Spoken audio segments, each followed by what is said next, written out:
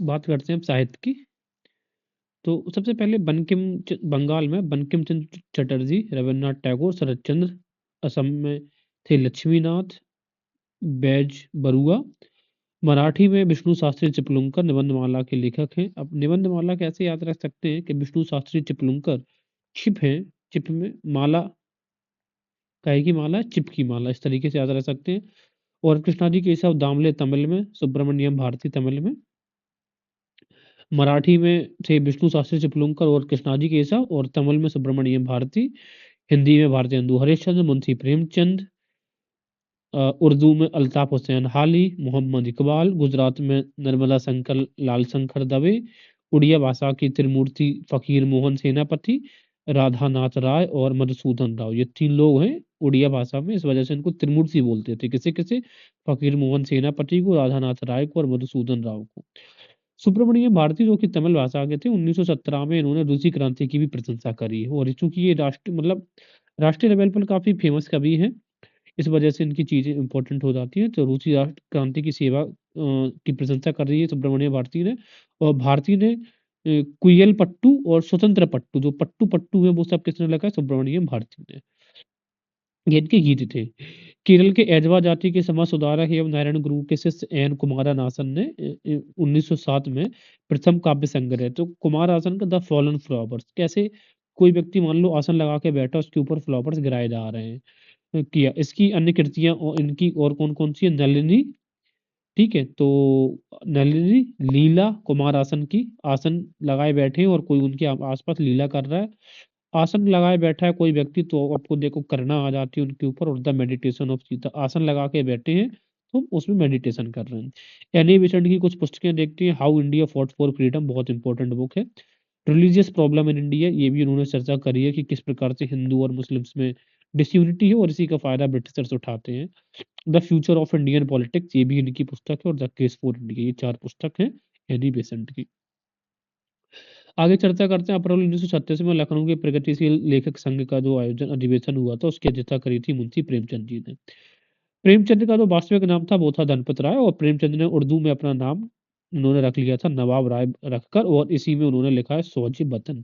तो सौजे वतन के लेखक तो मुंशी प्रेमचंद है, पर उसमें जो नाम नहीं लेगा वो लेखक का नाम मिलेगा नवाब राय, जो कि मुंशी प्रेमचंद का ही नाम था। प्रेमचंद का जो पहले कहानी संग्रह है यानी कि उपन्यास, वो है सौजे वतन था, जिस पर ब्रिटिश सरकार ने रोक लगाई थी। किस पर रोक लगाती थी? सौजे वतन। अब वतन से बढ़ हमें दिखता है कि ये राष्ट्र के नाम में होगा, तो राष्ट्रीय गतिविधियों को ज्यादातर बढ़ावा दे रहा होगा उनका ये उपन्यास, इस वजह से ब्रिटिशर्स ने उन पे रोक लगाई थी। सौजे वतन में बंगाल विभाजन का उल्लेख है, ये हमें क्लियर हो गया, ठीक है। प्रेमचंद ने प्रथम बड़ा उपन्यास जो था वो था सेवा सदन। सबसे बड़ा उपन्यास इनका था गोदान। और प्रेमचंद ने रूसी क्रांति से भी प्रभावित थे, जबकि सुब्रमण्यम भारती ने रूसी क्रांति की प्रशंसा भी की थी, ठीक है। आगे बढ़ते हैं हम। इसमें मुंशी प्रेमचंद ने रंगभूमि, गबन, कर्मभूमि, गोदान, निर्मला, मानसरोवर, इस प्रकार की कहानियों का संग्रह भी है। तो निर्मला मुंशी प्रेमचंद की है और मानसरोवर भी किसकी है? मुंशी प्रेमचंद। तो माँ से मानसरोवर, माँ से मुंशी प्रेमचंद। और निर्मल, निर्मल होता है जो चीज एकदम सफेद होती है, ठीक है ना? तो प्रेम एकदम निर्मल होता है ना, प्रेमचंद। उर्दू साहित्य में मीर सौदा, नजीर व 19वीं शताब्दी में मिर्जा गालिब आगरा से थे, जैसे लेखक व शायर प्रसिद्ध हुए। सौदा ने शहर अशोभ की रचना की है। तो सौदा, आपने शहर में सौदा किया अशोभ का, ठीक है, इस प्रकार से याद रख सकते हैं।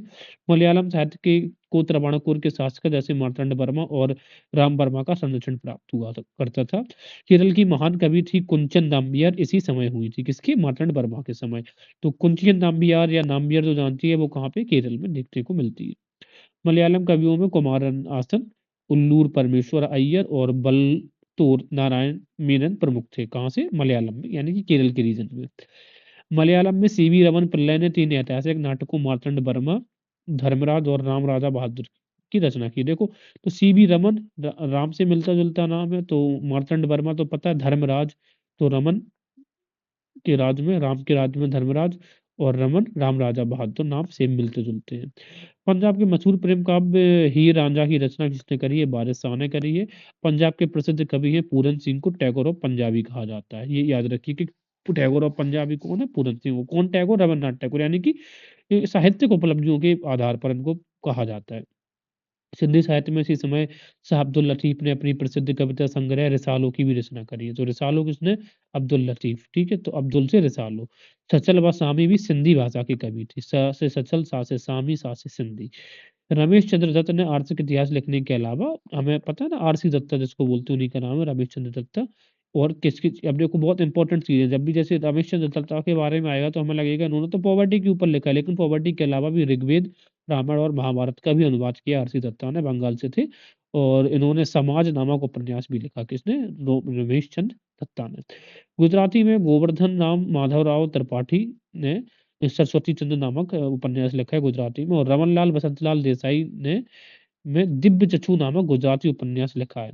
तो गोवर्धन राम माधवराव, तो अब कहते हैं ना कि आप एकदम बिल्कुल गोवर्धन हो, अब दूसरा अपोजिट होता है इसका सरस्वती, यानी कि वो जिसको बहुत विद्या होती है, विद्या।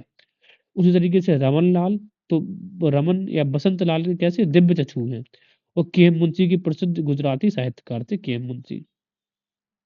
आगे देखते हैं।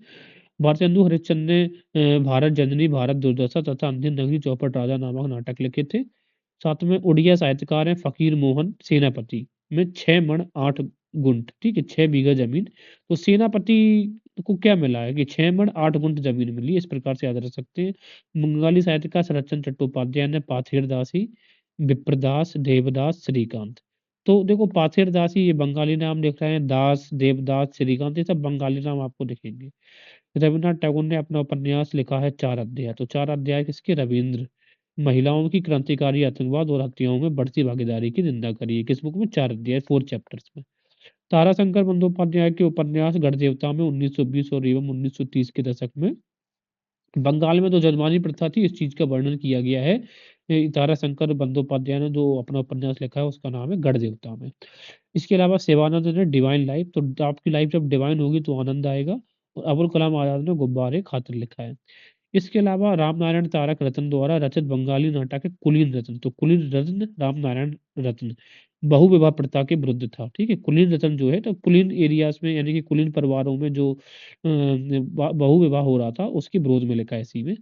तो कुलीन रत्न, रामनारायण तारक रत्न, रत्न रत्न दोनों। रामनारायण ने रत्नावली नामक नाटक भी लिखा है, रामनारायण रत्न ने। काशी प्रसाद घोष प्रथम भारतीय थे जिन्होंने अंग्रेजी में कविता लिखी है। तो ये क्वेश्चन एक बार पूछ चुके एग्जाम में कि अंग्रेजी में कविता लिखने वाला प्रथम व्यक्ति कौन है, तो हम क्या बोलेंगे? काशी प्रसाद घोष है। इसके अलावा मनु बहन गांधी ने बापू माई फादर, ये पुस्तक पूछी जा चुकी है एग्जाम में। मनु बहन, बहन और my mother, Bapu my mother, ठीक है, फादर नहीं लिखा है यहाँ पे, माई मदर है। नमक पुस्तक लिखी है मनु बहन, तो बहन और मदर रिश्तों की बात हो रही है। इसके अलावा सर, यहाँ पे ये देख लेते हैं आयोग और समिति है। मैकाले स्मरण पत्र हमें पता है लॉर्ड विलियम बेंटिक 1835 में। जेम्स थॉमसन प्लान 1843 में है। थॉमसन प्लान इसको बोलते हैं ना, लॉर्ड एलन ब्रो के टाइम पे। नॉर्थ वेस्ट इंडिया का रूरल एरियाज में शिक्षा से संबंधित है Thomason plan settlement. Wood despatch 1854 lord Dalhousie के टाइम पे। हंटर आयोग 1882 लॉर्ड रिपन के समय में। रैली आयोग 1902 में लॉर्ड कर्जन के समय में आया था, पुलिस विभाग। सेटलर आयोग 7 से 17 लॉर्ड चैम्सफोर्ड के समय में, यूनिवर्सिटी एजुकेशन से रिलेटेड है। हार्टॉक समिति 1929 में आई थी और लॉर्ड इरविन के समय। वर्धा योजना जो है वो 1937 में लॉर्ड लिस्को। सार्जेंट प्लान 44 में लॉर्ड वेबल। और राधा कृष्ण आयोग शिक्षा से रिलेटेड है, ये 1948 श्री राजा गोपाल चारी के समय में आया था। तो ये थी हमारे साहित्य की कहानी।